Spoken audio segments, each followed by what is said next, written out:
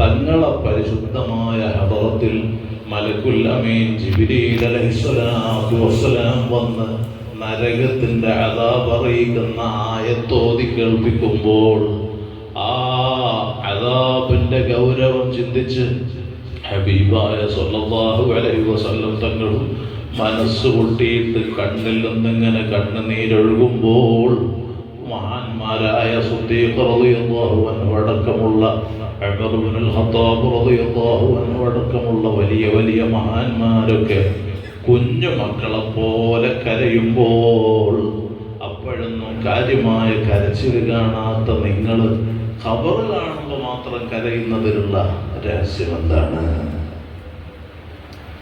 ഉസ്മാൻ റളിയല്ലാഹു അൻഹുവിന്റെ മറുപടി, ഓ സ്നേഹിതന്മാരെ, എൻ്റെ നേതാവ് നരകത്തിന്റെ വിഷയം പറഞ്ഞ് എൻ്റെ സ്നേഹിതന്മാരൊക്കെ കരയുമ്പോ ഈ പാവപ്പെട്ട ഉസ്മാന് കരച്ചിലില്ലാത്തത് കൊണ്ടല്ല, വലാകിന്നി സമിഅതു നബിയ സ്വല്ലല്ലാഹു അലൈഹി വസല്ലം യഖൂൽ, ഹബീബായ സ്വല്ലല്ലാഹു അലൈഹി വസല്ലം തങ്ങൾ പറയുന്നത് ഞാൻ കേട്ടിട്ടുണ്ട്, അൽ ഖബ്റു അവ്വലു മൻസിലിൻ മിൻ മനാസിലിൽ ആഖിറ,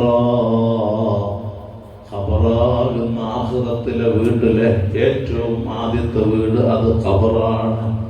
ആ ഖബറിൽ ഒരാൾ രക്ഷപ്പെട്ടാൽ ശേഷമുള്ളതൊക്കെ അവന് സഹലാണ്, എളുപ്പമാണ്. അവിടെ ഒരാൾക്ക് ഞെരുക്കമാണോ? അവിടെ പ്രയാസമാണോ?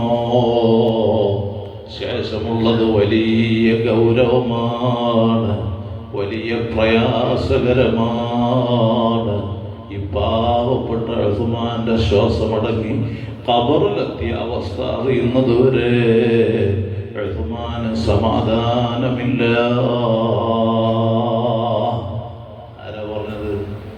സ്വർഗം കൊണ്ട് സന്തോഷ വാർത്ത റഹ്മത്തുൽ ലിൽ ആലമീൻ സ്വല്ലല്ലാഹു അലൈഹി വസല്ലം തങ്ങൾ പറഞ്ഞ ബഹുമാനപ്പെട്ട ഉസ്മാൻ ഇബ്നു അഫ്ഫാൻ റളിയല്ലാഹു അൻഹു, യാ ഉസ്മാൻ അൻത റഫീഖി ഫിൽ ജന്ന, നിങ്ങൾ സ്വർഗത്തിൽ എൻ്റെ ചങ്ങാതിയാണ്.